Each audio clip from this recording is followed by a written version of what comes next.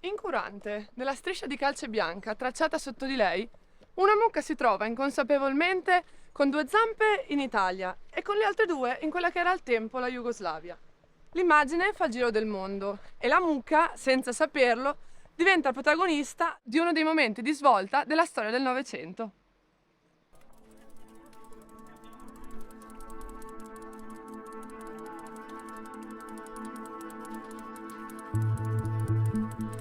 Comincia così, quindi, la storia della linea bianca, tracciata nel settembre 1947 dalla Commissione alleata e che divise case, territori, cimiteri, ma soprattutto persone, diventando così uno dei simboli della cortina di ferro. Il nostro viaggio nel tempo oggi inizia qui, nel luogo dove la fotografia fu scattata, il valico del Rafut. A quasi 80 anni di distanza, pur rimanendo la fattoria, non c'è traccia della mucca e il confine è molto più difficile da distinguere di quanto era un tempo.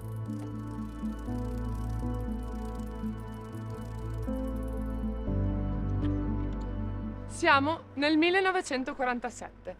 In Jugoslavia sale al potere Tito, iniziando la costruzione di uno Stato socialista, in quel momento legato all'Unione Sovietica. L'Italia invece rimane in campo occidentale.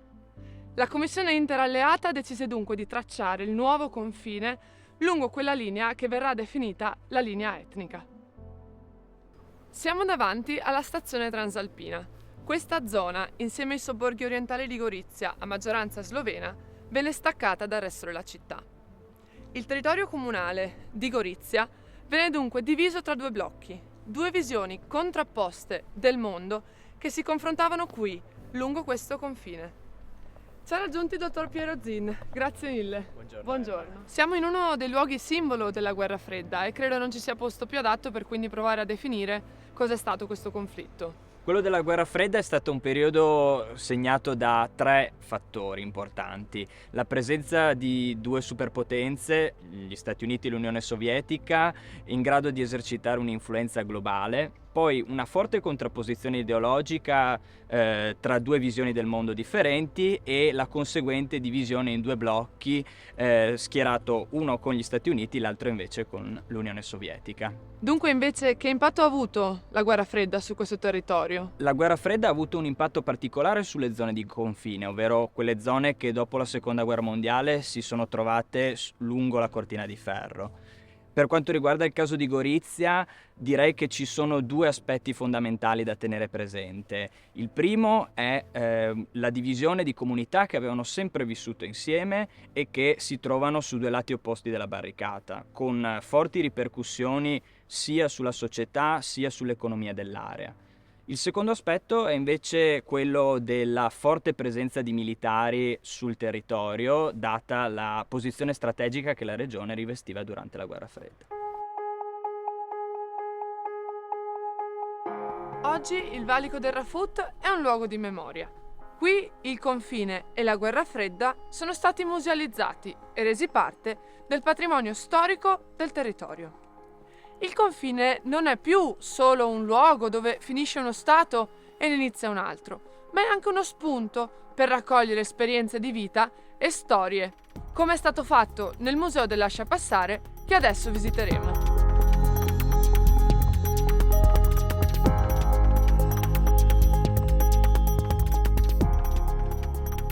Buongiorno, siamo con Alessandro Cattonar, responsabile dell'associazione 4704. E innanzitutto vorrei dunque chiederle, siamo nel museo del lascia passare, ma che cos'era effettivamente questo lascia passare?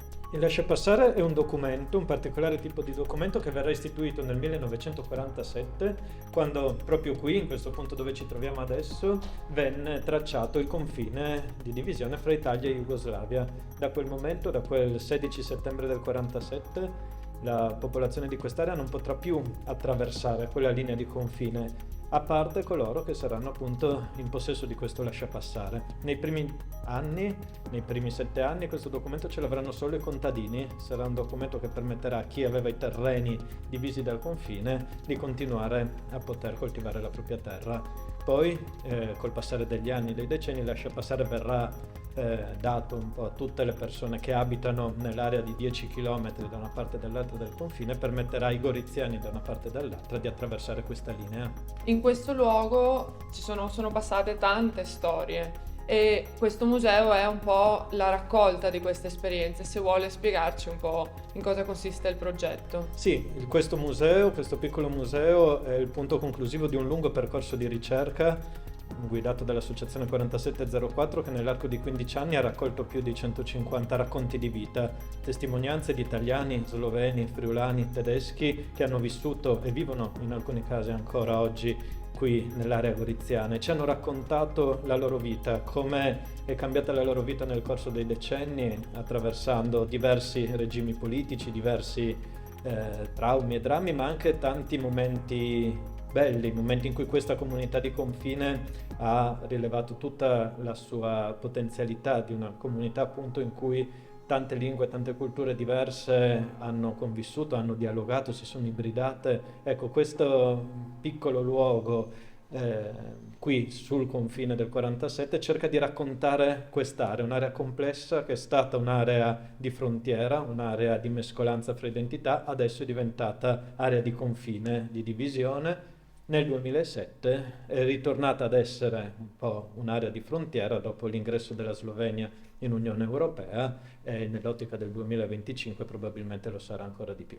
Ce lo auguriamo. E appunto questo luogo è quindi un luogo speciale, particolare. Vuole spiegarci perché? Beh, sì, siamo all'interno di quella che era la casetta dei responsabili della dogana, dei finanzieri, che proprio qui facevano il controllo documenti. Questo luogo è particolare perché a poche decine di metri in quella direzione c'è l'altra casetta dei finanzieri sloveni. E entrambi questi luoghi sono diventati piccoli musei. Qui raccontiamo la storia di Gorizia e del suo confine dall'inizio del secolo fino alla caduta del confine del 2007, dall'altra parte raccontano un momento particolare, anzi un atto particolare, che è quello dell'attraversamento del confine e del contrabbando, quindi del passaggio di merci non autorizzato che insomma ha riempito i ricordi e i racconti dei goriziani.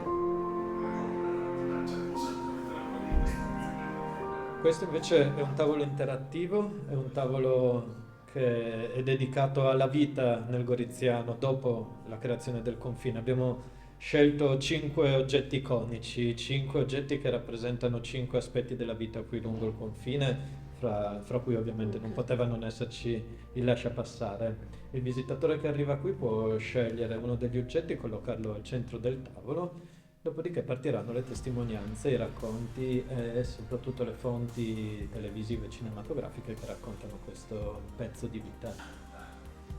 Diciamo così, Andreo era nel partito e Tito veniva visto bene, anche molto bene, dal punto di vista economico, dal punto di vista delle scelte di politica internazionale.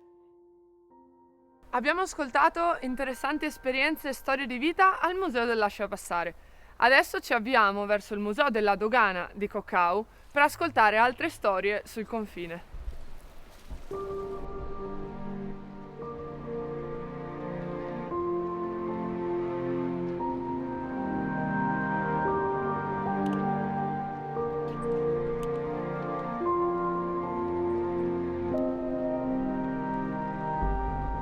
Buongiorno, ciao, ben arrivata. Grazie per l'accoglienza. Ben arrivata. Siamo sul confine. Siamo sullo storico confine fra Austria e Italia, un punto focale della nostra valle. Ma quindi come è nata l'idea di fare un museo sul confine? È stata una bellissima idea, è stata fonte di un contributo, diciamo un progetto Interreg, così si chiama, fra i due popoli, quindi rivalorizzare questa zona ormai purtroppo abbandonata a se stessa dal proprietario dei confini, per far conoscere la storia, le culture, la popolazione molto importante che hanno fatto storia e che comunque continuano nei giorni odierni. Perfetto, allora sarebbe bellissimo poterlo visitare. certo, Che ne vieni, dice? seguimi che Grazie andiamo.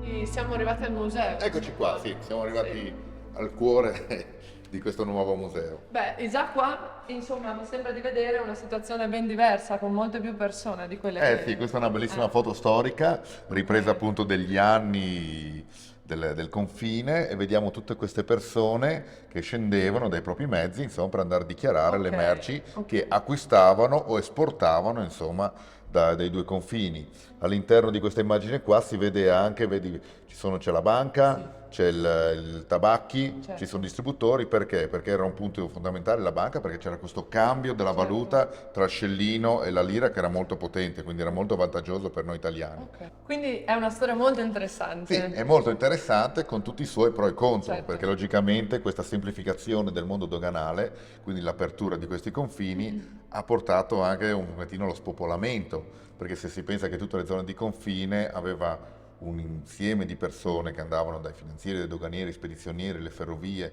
tutto quello che circondava il mondo doganiere, quindi c'era un insieme di persone che si sono stabilite qua, che hanno creato la famiglia, sono sposati qua, e quindi questo ha portato sì alla chiusura delle dogane, a spopolamento, partendo dalle caserme. Quindi su questa vita possiamo scoprire qualcosa di più? C'è Certo, qualcosa... comunque c'è tanto di bello, Esatto. e da lì l'evoluzione dei millenni hanno portato a scoprire tante altre cose.